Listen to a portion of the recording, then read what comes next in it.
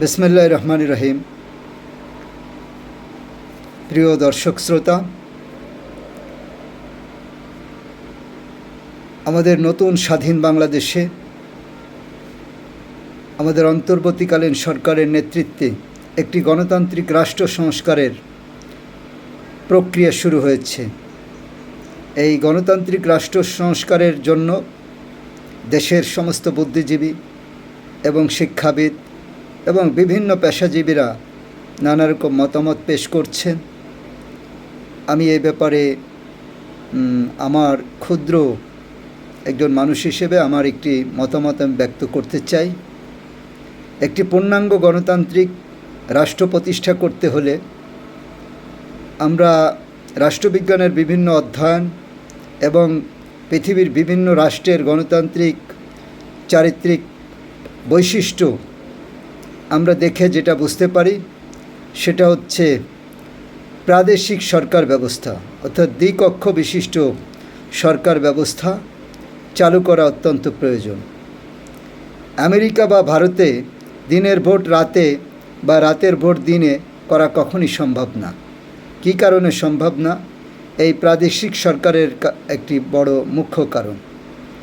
ভারতের যেমন 33টা অঙ্গরাজ্য রয়েছে, সেখানে বর্তমান ভারতের ক্ষমতাসীন বিজেপি কিন্তু সবগুলোতে ক্ষমতায় নেই।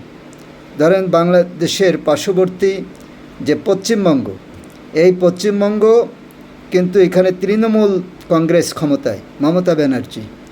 এখানে বিজেপির তেমন কোনো ক্ষমতা নেই। এখানে পুলিশ এবং এই রাজ্যের আমলাতন্ত্র সব কিছু কিন্তু প্রাদেশিক সরকারের হাতে। এখন জাতীয় নির্বাচনের সময় বিজেপি ইচ্ছা করলে এখানে একটা ভোট কারচুপি করার ক্ষমতা নেই, কারণ বিজেপির কথাই কিন্তু পুলিশ শুনবে না, বিজেপির কথাই কিন্তু প্রিজাইডিং অফিসার শুনবে না। আবার মমতা ব্যানার্জিও ইচ্ছা করলে কোনো ধরনের কারচুপি করতে পারবে না, কারণ কেন্দ্রীয় সরকার, তার হাতে সেনাবাহিনী রয়েছে, অন্য বড় বড় মন্ত্রণালয় রয়েছে, তার হাতেও ব্যাপক ক্ষমতা রয়েছে। প্রাদেশিক সরকারের বড় ধরনের গুরুতর অপরাধের বিচার করার মতো ক্ষমতা তার হাতে রয়েছে।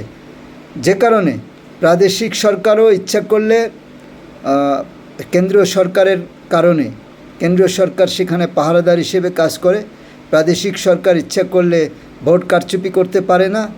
আবার কেন্দ্রীয় সরকারও এখানে কোনো ভোট কারচুপি করতে পারে না, কারণ এখানে প্রাদেশিক সরকারের হাতে থাকে ভোট কারচুপি করার জন্য যে সমস্ত ইনস্ট্রুমেন্ট দরকার, পুলিশ, প্রিজাইডিং অফিসার, সব কিছু থাকে প্রাদেশিক সরকারের কাছে।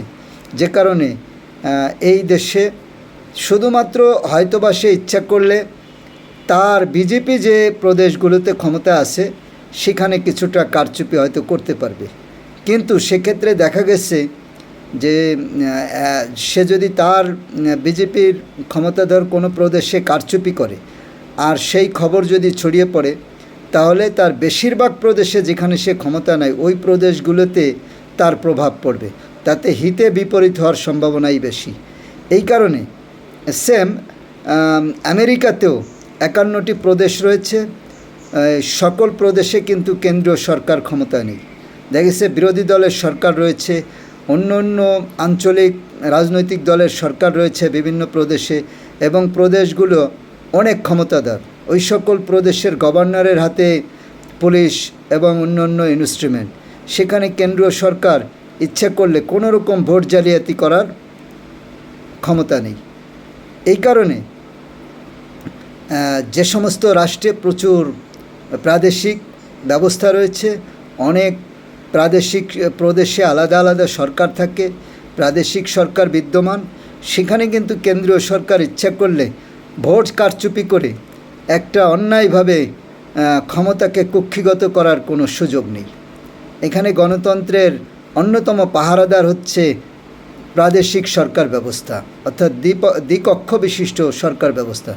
বাংলাদেশে বর্তমানে অনেক রাজনৈতিক দলই এই দ্বিকক্ষ বিশিষ্ট সরকার ব্যবস্থা জন্য সরকারের কাছে দাবি জানাচ্ছেন, এবং বাংলাদেশের বর্তমান যে প্রধান রাজনৈতিক সংগঠন, সবচেয়ে বড় রাজনৈতিক সংগঠন হিসেবে এই মুহূর্তে যারা আছে, সেই বাংলাদেশ জাতীয়তাবাদী দলের যে ভারপ্রাপ্ত চেয়ারপারসন তারেক রহমান তিনিও কিন্তু এই কয়েকদিন আগে তার বক্তব্যে বলেছেন যে বিএনপি ক্ষমতায় আসলে জাতীয় সরকারের মাধ্যমে দেশ শাসন করবেন এবং দ্বিকক্ষ বিশিষ্ট সরকার ব্যবস্থা চালু করবেন। তো বড় রাজনৈতিক দলগুলো যেহেতু এই দ্বিকক্ষ বিশিষ্ট রাজনৈতিক এই শাসন ব্যবস্থা চাচ্ছে, তাহলে বর্তমান সরকার যদি আন্তরিক হয় পূর্ণাঙ্গ গণতন্ত্রের জন্য, আমি মনে করি তারা অবশ্যই এই দ্বিকক্ষ বিশিষ্ট সরকার ব্যবস্থার জন্য একটা পদক্ষেপ গ্রহণ করতে পারেন। গণতান্ত্রিক সংস্কার, দ্বিকক্ষ বিশিষ্ট সরকার ব্যবস্থা ছাড়া পূর্ণাঙ্গ গণতান্ত্রিক সংস্কার সম্ভব নয়। ধন্যবাদ। আসসালামু আলাইকুম।